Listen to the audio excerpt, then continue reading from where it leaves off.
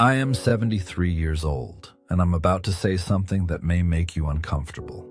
Nearly everything you believe about aging, success, and having plenty of time is wrong.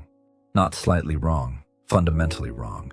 And the most disturbing part is this: the people who should have told you the truth, your parents, teachers, and society itself, either didn't know it or weren't honest about it. For the first 50 years of my life, I believed the same story you probably believe right now.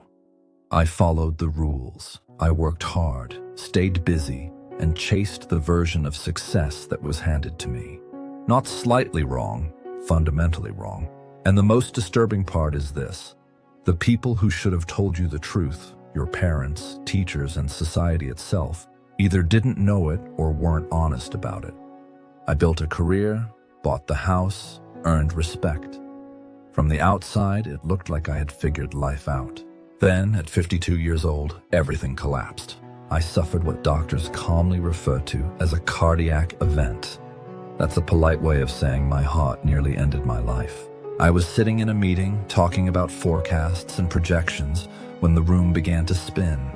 The next thing I remember, I was in a hospital bed, tubes in my arms, my wife crying quietly nearby. The doctors told me I was lucky. At the time, that word felt absurd. I had just confronted my own mortality. But lying there with nothing to do except think, I realized they were right. Because that moment showed me something terrifying and necessary. I had not been living my life. I had been operating it. I was on autopilot, moving from one obligation to the next, measuring my worth by expectations that weren't even mine. If I had died that day, what would I have left behind?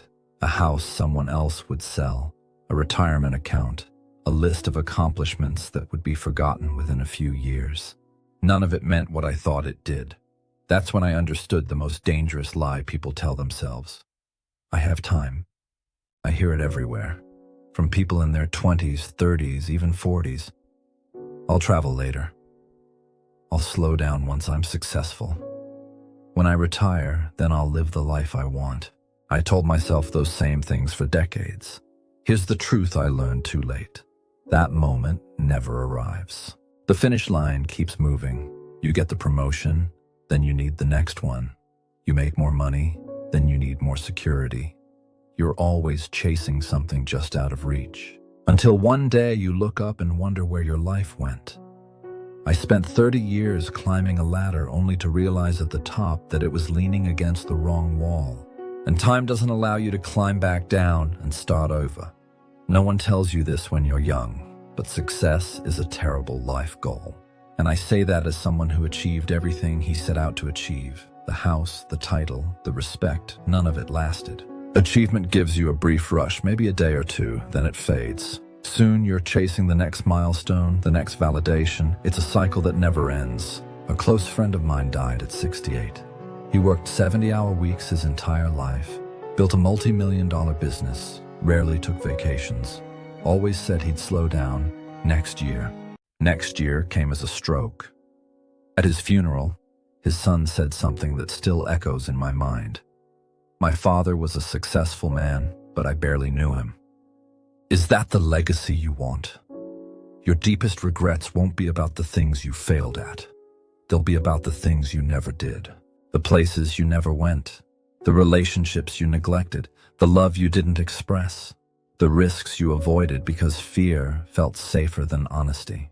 I don't lose sleep over failed business deals. Those don't haunt you. What haunts you are the moments you postponed until it was too late.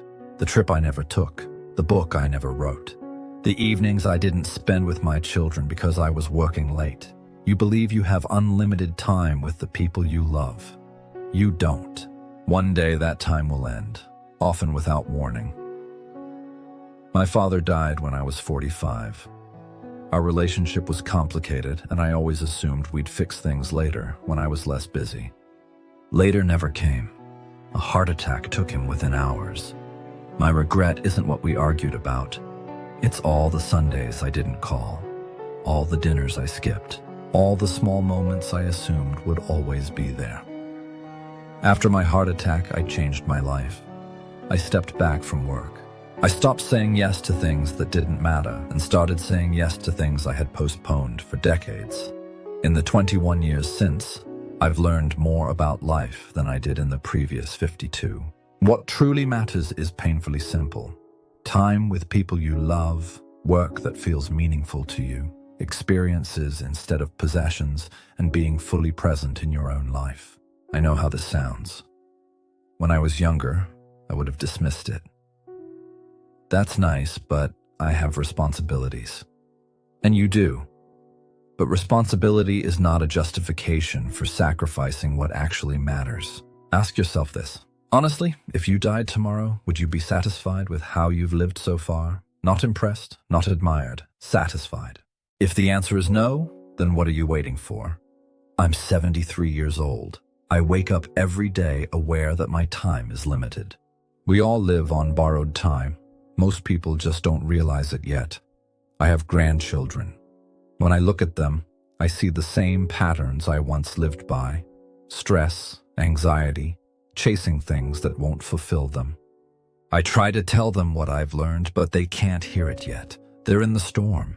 They think their situation is different. That's why I'm sharing this with you. Every day, you're moving closer to the end of your life. So are the people you love. Your parents are aging, your relationships are fragile. None of this lasts forever. So what will you do? Keep postponing that call? Keep delaying that trip? Keep telling yourself you'll make time later? Or will you start living today knowing that your time is limited?